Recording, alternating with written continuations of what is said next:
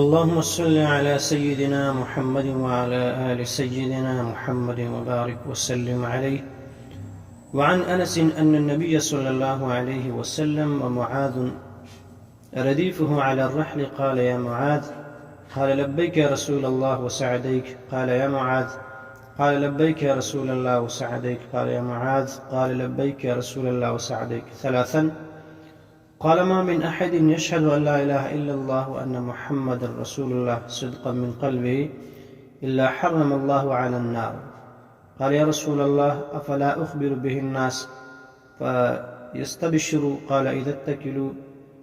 فأخبر بها معاذ عند موته تأثما.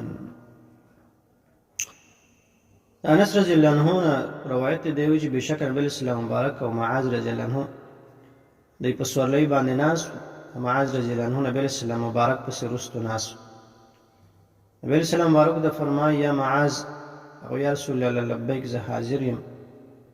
درې پیری وردا شانه فرمای نبی اسلام مبارک: یا معاذ او لبیک یا رسول الله وسعدیک.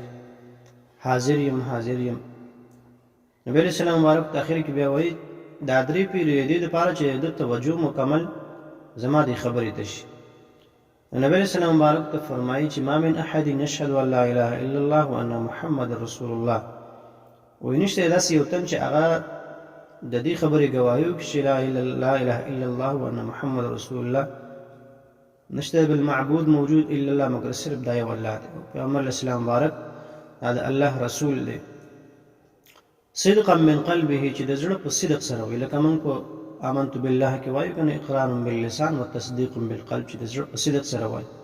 د دې وجه نه چې دینه منافقین وځي ځکه منافقین خو د زړه په صدق سره هغه کلمه نه وي خالص د زړه په صدق سره وایي.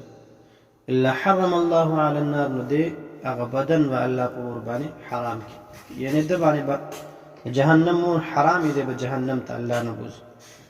معاذ رضی الله عنه خوشاله شنه او یا رسول الله افلا اخبر به الناس، اذا په دې باندې خلکو ته خبر ورنور کوم چې خلکو ته اعلان کوم چې وای پیغمبر اسلام مبارک دا شان فرمای، نو هغه ډېر خوشاله شي ځکه چې هغه ته کزدا خبره وکړو نو دا ډېر د خوشحالي خبره ده، نو هغه به خوشاله شي. نبی اسلام مبارک ته فرمای کچری ته د خلکو ته وی نو اذن په دا وخت کې یتکلو، هغه به په دې باندې اکتفا وکړي. اکتفا مطلب چې هغه به دا و چې وای بس کلمه د هم له قصه ختمه، ځکه نبی اسلام مبارک ته فرمایي چې هغه په دې باندې اکتفا وکړي، دی به بیا نور عمل پرې دی عمل باندې کوي.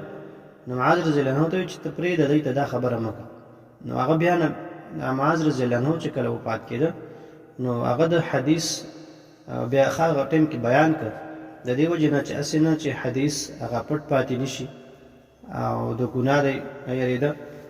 نو حدیث بیا په اخره کې چې کله وفات کېده دا حدیث یو فرمای خلکو ته چې پیغمبر اسلام مبارک دا شان فرمایلی دی، دا حدیث ویل. نو ایمان راوړل دا یوازې دا نه چې سړی په خپل باندې کلمه ویل لا اله الا محمد رسول الله دا غي د لاندې ژوندۍ تیرول دي، هغه باندې عمل کول دي چې کوم سيزونه من راغلي دا غي انسان منش او د کوم حکم راغلي چې باغی باندې انسان حکم کوي.